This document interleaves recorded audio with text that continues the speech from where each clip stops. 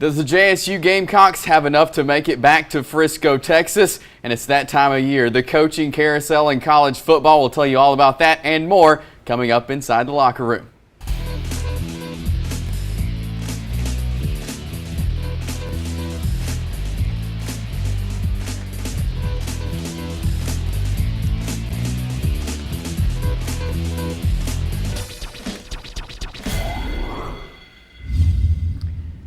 And welcome inside the locker room. Gerhard Mathagani, I'm Chase Robinson. Great show today, a lot of football to talk about. So let's start with the JSU Gamecocks. Had the week off last week of the first round of the FCS playoffs. They move into a Youngstown State team. Bo Pelini, head coach, Jim Tressel, the athletic director. A lot of big names in that Youngstown State program. Yeah, it should be really interesting. This is the first year that they're back in the playoffs in 11 seasons. Now, if you've been following FCS football for a while, you know the name Youngstown State, because they won so many national championships under Jim Tressel, who's now, like you said, the AD. I think one thing for Jacksonville State is they're running into a team and a program that's really confident, and they do have a lot of big names off the field, and they also have a lot of big names on the field, and they have a lot of high caliber, maybe potential NFL players, especially on the defensive side of the football, two defensive ends that can get the job done. I think for JSU, getting the rest in the week off last week was huge, and being able to come into this game kind of fresh is a good thing.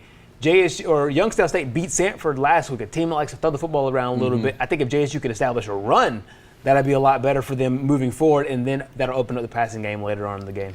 You know, JSU pretty much completely dominated last season, all through the playoffs, got themselves to the national championship. With this first game right here, what's it going to take, in this game to keep that momentum going into the championship? I think one of the biggest things they have to do is come out and score offensively. I don't think they can't rely on field goals, and they can't have a lot of 3 and outs. And obviously turnovers are a big issue, which this team hasn't had a bad issue with turnovers, nothing by any means.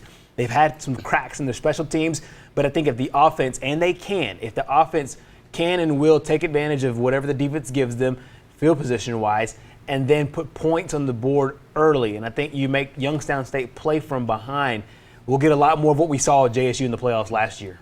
You know, in some of the games this season, it was closer than what a lot of people imagined the scores would be. Is that going to play effect in these playoffs games? What's JSU going to have to do to make these scores look better for everybody else? Right. I think more people have been used to those 40-point games and 50-point games and margins of difference, margins of the wins being in that 3-touchdown variety. We haven't seen as much this year with JSU. And you got to remember, all these teams that are playing in the playoffs are really, really good football teams. And JSU is no longer the secret team that nobody knows about. They're the team that were the national runner-up last year. So they will get every team's best shot. And that's really not just a line. That's kind of the way it's been and the way it's been showing this season as well. I think that if they stay true to their game plan, then they'll have enough to get to Frisco, and then whatever meets them in Frisco, I think they'll have to play their best football of the season. Eastern Washington, the number 2 team in the FCS, is on JSU's side of the bracket, so I know they got to get past Youngstown State first, but they got to be looking ahead to that tough Eastern Washington team. Yeah, you kind of hope that no upsets happen, because that'd be a great matchup, even though that matchup, by nature of the seeding, the national seeding, Eastern Washington is the 2 and JSU is the 3. That game would be on the West Coast. But I think that even still, that Eastern Washington team is one of the teams that can compete, like JSU, can truly compete for a national championship. And I think that a lot of people are waiting for that game in the semifinals. Well, here is Coach John Gross now, and having that last week off. We'll also hear from Bo Pelini as well here. Not having to play that extra game is big, getting to catch your breaths and, get those guys healthy is huge too. So, like I said, I think we're sitting in good shape here, and we got a great football team coming in, and it's got to be ready to play. We just stay, we're not real concerned about Jacksonville State today. We're concerned about us and getting better, and, we have a process that we go through, and it's Tuesday, and come Saturday, if we take care of our business during the week, we'll be ready. You can see that game 1 p.m. Saturday at JSU, and that game will be on ESPN3. Well, let's move over now to the SEC championship game. Alabama, big win over Auburn in the Iron Bowl. They look ahead this week to the Florida Gators. Yeah, this one should be interesting. for a lot of ways, not necessarily the score of the game, the end of the game, but a lot of people have been on this notion that Alabama can lose this game and still play in the college football playoff, which I think they can. I think they'd be deserving even if they do lose the game. But I think one of the things for Alabama is they haven't been undefeated through this point since their undefeated season back in 2009, and that part to me is interesting. Is that enough to kind of get this team inspired and motivated to play? I think that what we've seen so far, yes, it is, and it'll be interesting to see how they come out against the Gators because, so far, if you're watching the Vegas spreads, and I've been bringing that up on this show, if you're watching those Vegas spreads, Bama's been covering most of these spreads depending on where you catch the number, but this spread is now 24 against an SEC team. This is the highest it's been all season long against a team out of the Southeastern Conference. That part will be interesting. Can they still get motivated enough and not start looking ahead towards that Final Four and potential national championship? The SEC East, it was a toss-up of who was even going to be playing in the championship game this weekend. Was these SEC West games that Alabama played, are those going to be tougher than this one Saturday? Yeah, absolutely. I think what they saw against Texas A&M, I think what they saw Saturday against Auburn, what they saw definitely against LSU, those three games in particular, I think even though Texas A&M, they ended up winning, I think, by 14 points late in the game, a couple touchdowns late. That game was really tight for the majority of it.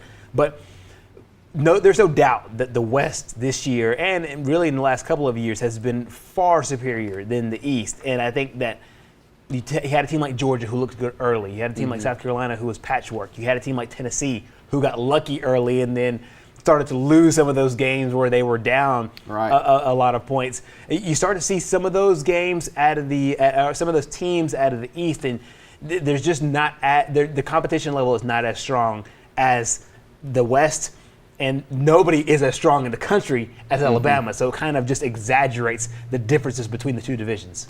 Well, here's Coach Nick Saban and Coach Jim McElwain as they prepare this week for the SEC Championship game in Atlanta. Coach McElwain, Jim has done a really good job in his time there.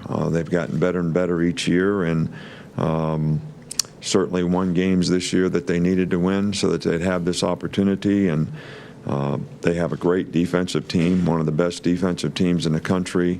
As a player, this is one of those opportunities that really you're going to be judged, based on your performance, your effort, the way you go about your business in this week of preparation.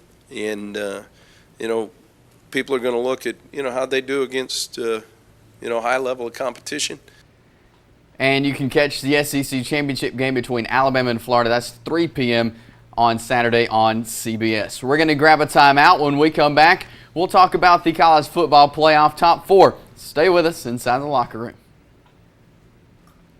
Back here inside the locker room and the high school football season winding up this week. The Piedmont Bulldogs back in Auburn at the state championship game. They won it last year. As we sit here recording this show today, the Bulldogs have not played for the state championship, but they beat Ohatchee last week in the semifinals. And what a season Coach Smith has had. It goes all the way back to last season, winning the state championship. They came in with a lot of momentum, and what a season they've had. Yeah, it's been phenomenal to watch this team because it's kind of like JSU, how we talked about, where the expectations for JSU were to go ahead and win the OVC and throttle every team. The expectation this year for Piedmont was, can they do it again? They had the MVP of the state championship game coming back in Taylor Hayes, a lot of good talent, big guys along the offensive line, and some guys that have peaked late like Lee Stanley and Cardavian Myers on both sides of the football.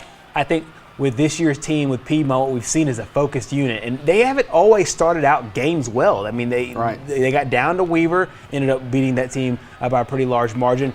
The Ohatchee game, the first time around, was a 3-point game late in the game, but I think that what Piedmont's able to do in every one of those games, every one of those situations, and really kind of the mark of this team is they have never panicked. They kind of knew what they are, and then they play to themselves. And when you play to who you are, and then you trust your process, you don't freak out whenever you're down, and whenever you are up, you don't get complacent. And I think that's a byproduct of what Coach Steve Smith and this coaching staff have done. And so, a phenomenal year all around, no matter what happens in the state title game. Taylor Hayes, we've been watching him all season. So impressive. Friday night, watching him in that game just dominate. He, in your opinion, how do you rank him in players in the state of Alabama? Well, he's one of the best players I've ever covered, and I don't say that lightly. And there's been a lot of players who have gone on to not only play college football, but some are playing in the NFL as we speak. And he's right up there among them. He has this knack and this ability, and you see this a lot in basketball, and you see sometimes in baseball with pitchers. He can completely take a game over. And he just has that drive, that competitive spirit. You know, when he walks off a bus, he doesn't strike you with those, you know, with a Cam Newton, Big Ben kind of body. Right. He's 6'4", 6'5", but he's athletic, he's tough, he's strong, he's physical, he's competitive. I mean, he was also a linebacker at one point, if that tells you anything. He just reminds me of a lot of high school version of Tim Tebow, where he just can take a football game over, and then coaches giving him the offense, giving him the leverage, and he's certainly made the plays to make it happen. Well, a team we talked about right here last week, and that's the Hoax Bluff Eagles, making it all the way to the semis, just falling short by 3 points to Madison Academy Friday night. But another team, what a season they had. Yeah, I mean, it's almost an underdog story, but in a lot of ways, if you really watch this team and watch the way they prepared and watch the way they played, it wasn't really an underdog story. They were the 4 seed coming out of that region, so a lot of people thought that, yes, you're in a tough region, let's see if you can get out of the first round. Beat Haleyville in the first round, and then could you get out of the second round? They got out of the second round, and then could you beat the team that was the region champions in Cherokee County? That was the game that I think has really turned the tide over at Hoax Bluff, because you can make an argument that this season came a year early, which is scary considering what they could do on the backside of this. Knowing they made it to the semifinals in this spot, beating a team like Cherokee County, I think that game served as a confidence booster going forward, and then playing Madison Academy, who might win the 4A state championship. I think that game can go a long, long, long way to what we see in Hoax Bluff and Coach Mike Robertson in the future. Well, speaking of high school football, a big event here at TV24, the Pigskin Roundup All-Star Banquet will be at Word Alive coming up on December the 12th. That is a Monday, and there you see the number to call to get tickets, and we're going to hear a phenomenal speaker in Kevin Steele.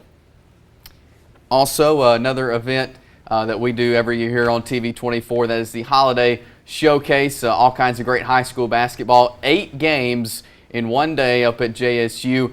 That is December 10th. That is a Saturday, a couple of weeks from now. And all those games you see on the screen now will be broadcast live right here on TV24. Back to college football now. The College Football Playoff Committee coming out with the top 4 this week. You know, we've seen it change all year long. So let's take a look now at the committee's top 4 for this week. Of course, Alabama still at number 1, Ohio State at 2, Clemson at 3, Washington at 4. We knew Michigan could come out after the loss to Ohio State, and they bumped Washington right up in there. What's your thoughts here on this week's? It's about what I thought the committee would do. Putting Ohio State at number 2 almost seals them in for the playoff spot, really, no matter what happens in the Big Ten Championship game and what happens below them. Getting that win at the Shoe was huge for Ohio State, and I think that they've really solidified themselves. Alabama, there's really no discussing anything more about them just because they're a clear-cut favorite, and they're playing, I mean, I don't want to say worlds better, but they're playing a Grand Canyon better than Clemson is and Washington is right now. A great game would be them and Ohio State, so we'll see how it all shakes out in Championship Saturday. But Clemson and Washington, to me, they're not guaranteed to be in. So those are 2 games you're a college football fan you pay attention to this week. That 3 and 4 spot has changed over the course of the last few weeks. Will we see a change coming up next week, you think, or is this kind of solid? I see that if there is a change, let's say Colorado beats Washington in the Pac-12 championship game. Does Michigan now have a chance to get back in it? They're the number 5 team this week. Do they have a chance to get right back in and be the number 4 team? I don't know. Does Clemson, if they lose to Virginia Tech, which they don't expect, that's the least of the upsets I expect to happen. If they lose, does Washington bump up to 3 and Michigan go to 4 and we have Alabama-Michigan in the semifinal round? Or does maybe Michigan bump up to 3 and we have Michigan-Ohio State in a rematch? I don't think the Big Ten champions, can do anything. And as bad as it'll sound, I don't think Penn State or Wisconsin could do anything to jump to that top 4, nor do I think Colorado could do anything to jump into that top 4 either. And I think the Big 12 champ is also out. This is just a host of couple of teams. I think Michigan is the only team that can make some noise, which will make a lot of people upset, I know. But I would understand if the committee did it. Well, let's take a look at our top 4 picks for this week. And first, Mickey's there. He has Alabama 1, Ohio State 2, of course, Clemson at 3, and he has Michigan in there at 4. And Gerhard, let's take a look at yours now. And mine is the exact same thing because I like Michigan. I think that the way Michigan is playing right now, they are a better team than Washington. And Washington, the last couple times they've been on the marquee stage, one of them, they did well. They performed really, really well. They beat Washington State on the road, jumped out on them early. I watched most of that game. That was a huge win for them. But the last team they played previous to that, USC, a team with 3 losses, and they lost to that squad. Michigan, they're outside of that loss to Iowa, which they played okay. They didn't play good. If they would have played good, they would have beat them, I think, by a lot of points. But I think Michigan right now, to me, is that number 4 team. And in a lot of ways, I think that they could have beaten Ohio State. I would love to see them maybe rematch as a number 2 and number 3 again. But as of right now, I like the Wolves at number 4. And mine looks similar or just like the committees with Washington in there at the number 4 spot. But all this could easily change here over the course of the next few days. We're going to grab another timeout. When we come back, we'll talk about some college football coaches and where they're headed next and more inside the locker room.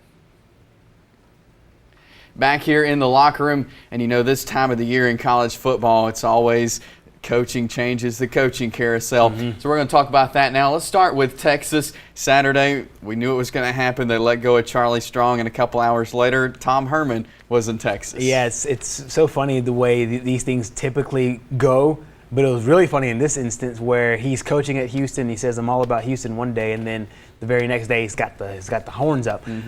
This move had to be made. Once Charlie Strong lost to Kansas, and really probably before that, this was over for Charlie Strong. And for Texas, you knew that it was a race with LSU to get the guy that they wanted to get. And LSU, number 1, they wanted Tom Herman. They made that pretty clear. But they also knew they liked their interim. They knew they liked Ed Orgeron. I know we'll talk about Coach O in a second. But with Herman, I think this is a good landing spot. He's been at a big program. Then he's been at a bigger mid-major, if you want to call Houston that, and then now he gets his chance at the big shot. I think this is a great hire for Texas, and I think that he'll do well there and maybe turn that program around. Maybe not as fast as Urban Meyer did at Ohio State, who he used to work for, but maybe similarly, I would expect Texas to get right back in the thick of things. That's what I was going to ask you. Can Herman get them back to, like they made it to the national championship in 2009? Can he get them back to that level? He has seen a fast turnaround before. He saw it with Urban Meyer. He's seen it with Gus Malzahn in year 1 going to the national championship. He's seen it with Nick Saban at Alabama 2 years into his stint, going to play for an SEC championship. And then he's also seen it with Bob Stoops in that same conference 2 years in, winning a national championship. It can be done. I think he does have what it takes to do it. But first of all, he's got to get his recruits in and then convince the guy that Charlie Strong has gotten, because Strong was there for 2 years. And so all these guys are strong guys. Convince those guys that he's the man for them and he can get it done with them. And then as soon as he gets some players in, gets a good coaching staff around him, I think he'll be okay. Now, Les Miles, who was fired from LSU after the Auburn game earlier in the season, even though he was fired this year, he's had a ton of success, won a national championship. Is Miles going to be back on the radar here? I think so, and I think he is a good buzz name for a lot of teams and schools that are looking for coaches. And I think a lot of people look at his resume as this: like he didn't have the quarterback. Had he had the quarterback, maybe dating all the way back to Ryan Perrilloux, who came to JSU. If he would have had a quarterback, those teams would have looked so much different because we've seen the players that he's put into the NFL. We watch guys like Odell Beckham Jr. and Jarvis Landry and Quan Alexander. We know that he can recruit with the best of them. He can get them on campus. I think a lot of the smart football people will say, if we can get a good offensive mind around him, maybe not one that he handpicks, maybe one that other people have some influence in handpicking. He has been a good captain of the boat. And I think a lot of schools would be wise to look at him. Maybe schools like Houston, maybe schools like Baylor, schools that are on the cusp, wanting to get to that next level, and maybe not having the program, the huge program implications that maybe like a USC would have had, had USC not turning things around. I think that a good place like that, like Baylor, like Houston in particular, because he recruits a lot of that Texas area, I think would be perfect for him. Well, staying with the LSU Tigers, they made their decision, like you mentioned. Ed Orgeron, their interim coach, is now the head coach for the LSU Tigers, a job he really, really wanted. Yeah, and I think a lot of people really, really wanted him to have it. And you could tell he's a player's coach, and the players love him. And he is a phenomenal recruiter, and you see the reasons why he is. A lot of times for assistant coaches, we as fans don't get to see how much the players love him because it's really confined to team meetings and to practice and whatnot. But we saw when he took over as the interim coach, the fire and the juice that this team played with, and I think that just speaks to how much players love him. Now, can he wine and dine, so to speak? Can he schmooze and be the guy that does all the CEO stuff that a head coach does? Right. That's the issue. And I think that he's been around a lot of successful head coaches for such a long time that I think he at least knows by observation, maybe picks it up through osmosis about how to window dress and do the schmoozing stuff in the summertime that needs to be done. And I think LSU is a good place for him. I think if he's going to start anywhere, he needs to start at a smaller school or start at a school that basically mirrors who he is. He is Louisiana. And I think that he'll be able to relate to those kids in that part of the region. So if he is going to take a big-time job, this is the perfect job for him to take. A lot of rumor that he's going to be looking for an offensive coordinator, and that offensive coordinator's name is Lane Kiffin from Alabama. Do you see this happening? It's a lateral move of epic proportions. The only reason why I could maybe see it, and this is, I'm giving it a 15% chance. The only reason that maybe he would is if he felt that under Alabama's regime, he can kind of get overshadowed by the players. If he moves and has the same success, he'll be looked at a different light. Now, those are conversations that I don't know if Lane Kiffin has with himself. I think that he understands that he continues to do well, continues to develop the talent that he has. I mean, Jalen Hurts is a guy you could probably point specifically to Lane Kiffin and say, look at the job that he's done with these quarterbacks. I think that he knows that he's got something built there, but if there was a reason for him to leave, I think that he would only be doing it to posture himself differently under a different light than under the one of Nick Saban. He can do it somewhere where they've struggled on offense. Well, this will keep going on. This topic will stay with us. We'll be talking about it here over the course of time as these coaching carousel going on. Let's take a look now at our Pick 6. First game up, or let's take a look at the standings first.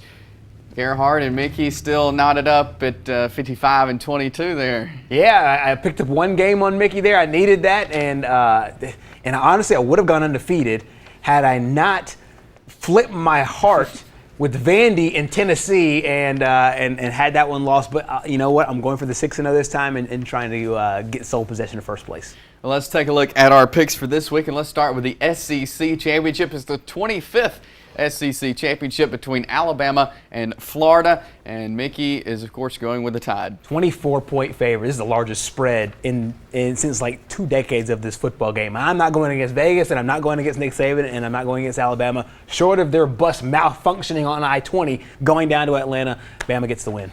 I got the Tide in this one. Next, Colorado, and that number 4 team, Washington, and Mickey here has Washington. You know, this was one of the games that I thought that Colorado could sneak up and win. But then when I saw what Washington did against Washington State, a big road game, played in front of a big crowd, hostile environment, it had to me that they know that what's at stake here. They know a playoff spot's at stake. I think the Huskies get it done. And I've got Washington in this one. Next up, it's the number 9 Oklahoma versus number 10 Oklahoma State, and Mickey is going with State. I like State in a lot of games this year. Not this one, though. I think Oklahoma's playing well, and I think Oklahoma knows they have an outside shot, maybe a 5% chance to get into the playoff. I like the Sooners. Yeah, I like Oklahoma in this one as well. Next, it's Baylor and West Virginia, and Mickey has West Virginia. Dana Holgorsen is one of these coaches that's being talked about for a lot of these jobs, whether it's the Houston job, the Baylor job, and even the Oregon job that has just opened up. I think West Virginia is a team that is on the rise. Can they stay focused and beat this Baylor football team? I think they can, but that'd be something to watch out for. Yeah, I got West Virginia in this one. Next is Clemson taking on Virginia Tech in the ACC Championship, and Mickey is going with Clemson. This one will be over at halftime. I got Clemson in this one. Virginia Tech did look good last week against Virginia, and I think Justin Fuentes got this program moving in the right direction, but I like the Tigers. Yeah, I got the Tigers in this one. And last up is Wisconsin and Penn State in the Big Ten Championship, and Mickey is going with Wisconsin. Sneakily, I think this will be a probably the best game of the weekend. And I think that this will be a good one. It'll be all for naught, and the winner will hold a championship trophy and nothing else, and they won't go to the playoff. But I like the Nittany Lions in this one. Yeah, I'm going with Penn State in the Big Ten Championship as well. And that'll do it for our show this week. Have a great week. We'll see you next week inside the locker room.